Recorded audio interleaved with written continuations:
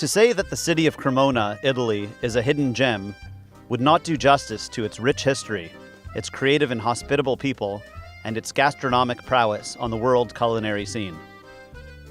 While it might be overshadowed by many other larger Italian cities, it is a place not to be missed. Following a recent conference in the south of France, I, along with my wife Mio, decided to visit Cremona and to explore the many beauties that it has to offer. It did not disappoint.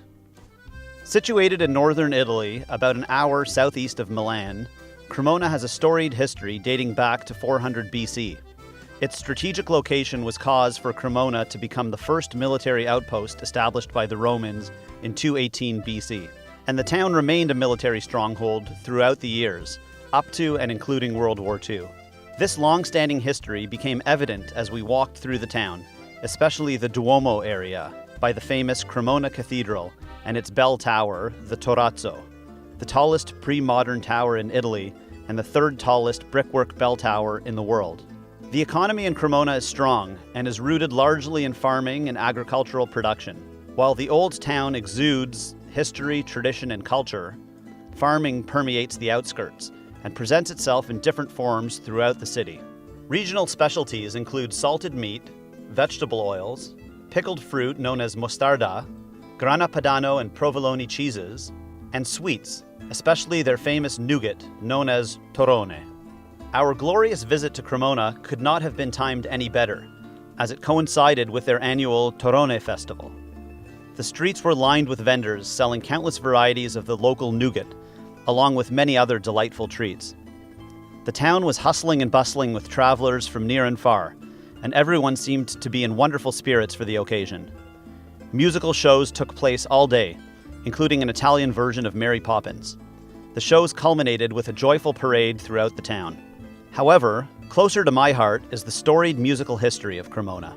Throughout the years, Cremona has been a national musical center, with composers and performers at the highest levels living in the region.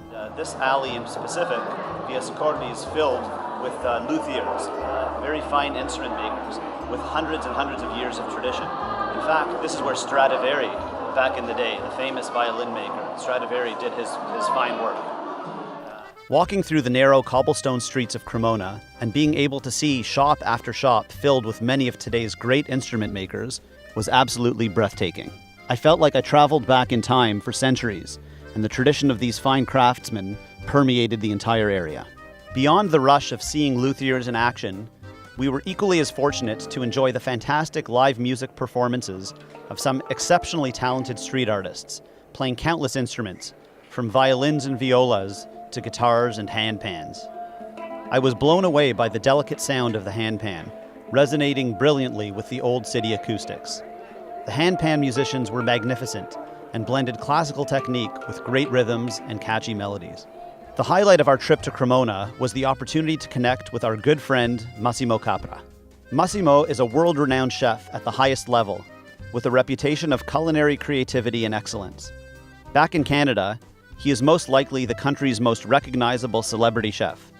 But more importantly, Massimo is a wonderful human being with a jovial spirit and a delightful outlook on life. Massimo was born in Soresina, but grew up in the Cremona area. He proved to be the ultimate tour guide, as he not only took Mio and me to his favorite spots throughout town, but he also offered insights and historical background, which gave us a more localized and authentic experience. Highlights included having an espresso at Café Tubino. This is the most well-balanced, most flavorful, and better roasted coffee that you can possibly have. We then enjoyed a puff pastry at Patriceria Dondeo, Massimo's favorite bakery. In fact, his grandfather used to deliver milk and cream to this bakery many years ago. Massimo then took us to the Po River, a spot devoid of any tourists, and we enjoyed a moment together as night fell on the region. He showed us the bridge that was bombed and destroyed during the Second World War.